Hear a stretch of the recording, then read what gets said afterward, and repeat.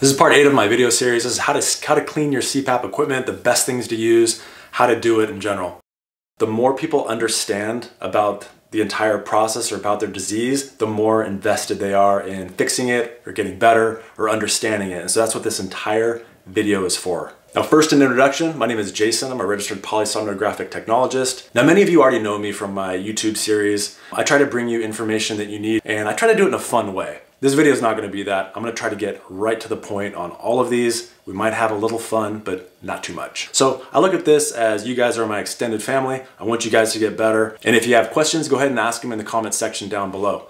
One more point that I need to bring up is this video is sponsored by me.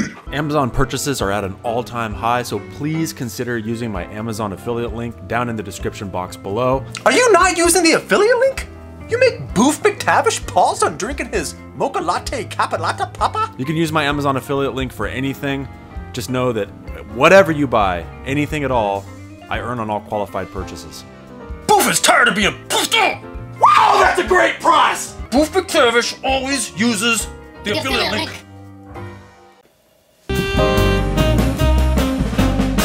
So there's a lot of questions about how to clean your CPAP equipment, and my recommendation is follow the ones of the manufacturer. So there's a lot of different products out there as far as cleaning your CPAP equipment. I actually reviewed some of these in a recent video I did. It has to do with eliminating infections or something with CPAP. I'll link it down below. You can check it out. It's much longer and shows you in great detail. But in general, there's a lot of cleaners available, and I'll tell you what I think is better, what I think is worse. So a lot of cleaning products, some that are super high profile, are the ozone cleaners, the oxygenated cleaners, the O3 cleaners. All of that stuff, they pay a lot of money to get a lot of advertising out there. The So Clean is extremely popular, right? It's actually really terrible. And let me explain why. When you're using a mask, even over the period of one night, you have a tendency, because you're human, to sweat a lot. So you're gonna leave a lot of face grease and oils on the mask. It's not going to be dirty, but the oils will break down the mask. It also makes the seal not as good, so the tackiness is lost of it, doesn't seal quite as well. A cleaner such as an ozone cleaner is going to do nothing to get rid of that grease and oil buildup on a mask. You have to actually physically clean that. So the number one best thing to do is clean it just with hot soapy water. Dawn dish soap is great. Get a little dish soap, rub it on your fingers, rub it on the inside of the mask, all around it, rinse it off and let it dry. Best, cheapest way to clean your mask. Very easy. Now there's another product out there called the Lumen. That's supposed to be a UV ray cleaner, like the rays from the sun. It kills all bacteria. Again, ozone cleaners are supposed to clean bacteria and viruses and stuff like that. So are the UV ray cleaners like the Lumen. It cleans bacteria that doesn't really matter. That's not the reason you clean your mask. Any bacteria that's on my face right now is now on the mask. And now it's on the mask and my face still. I can wash my face, I can wash my mask, but this isn't like getting inside of my body. It's not a big deal. It's the grease, the oils from your face that is the problem breaking down the mask. So as far as cleaning it, I would stick to Dawn dish soap, hot soapy water. You can rinse that through the tube. And one of the coolest, best things I think are out there are the Hurricane Dryer. The Hurricane Dryer is like roughly in the $150 range.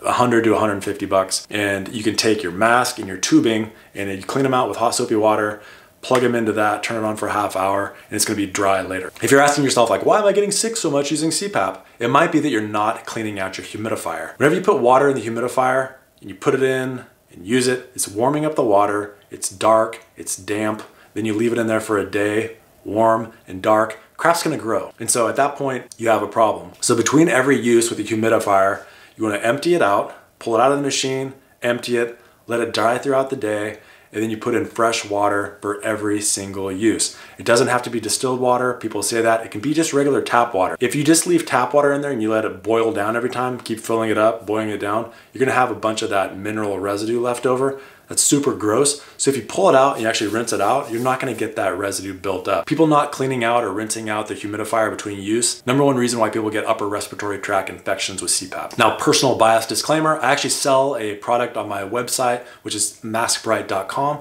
as well as on Amazon. It is called MaskBright, and it is a CPAP mask cleaning spray. So it is orange based. You spray it, it does a great job at breaking down oils and grease. Spray, spray, spray, rinse with water, and it's like squeaky clean like that. It's absolutely a product of convenience. So if you want to look that up, you can support this video series and this channel by purchasing MaskBright.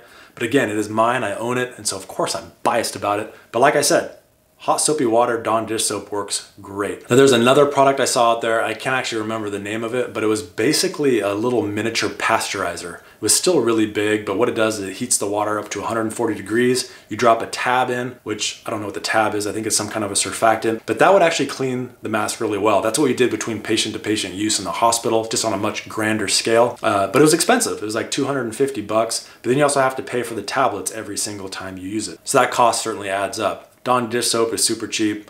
My Mask Bright spray is pretty cheap. And then the Hurricane Dryer, though it's 150 bucks-ish. For what you're getting out of it, I think it's fairly cheap. So that combo is the best way to clean your equipment in the most economical way possible. And that would be my recommendation. If you have other ways of cleaning your mask that you like better, you think are better ideas or cheaper, just mention them in the comment section below. And that is the conclusion of this video. Just remember, those So Clean cleaners, the Virtue Clean cleaners, mostly a waste of money. And the smell the ozone creates is just absolutely disgusting. It actually hurts when you breathe it in by accident, and I would just completely steer clear of them. Hopefully this video series was helpful. That is, as of right now, the conclusion of it. If you made it this far, I absolutely thank you for watching. And just remember, as an Amazon affiliate, I earn on all qualified purchases. I have my Amazon affiliate link down below. Anytime you purchase off of Amazon, please use that code and know that as an Amazon associate, I earn on all qualifying purchases. So thank you, I appreciate that. So hopefully now you're equipped with like a surface knowledge of everything you need to know to be successful in treating your sleep apnea. If you have any questions, please contact me. You can do that in the comment section below on any of my videos. You can reach out to me on my forum, that is freecpapadvice.com/forum. And best of luck to you, and thank you for watching. Thank you to anyone watching this video, but an extra special thank you to my top level Patreon supporters. Thanks buddy to Ken Spackman, Alan Liu, Matthew Gray, Stuart Hetherington, and Mona Swearingen. Thank you and thanks buddy. Buffet Service always uses the affiliate link.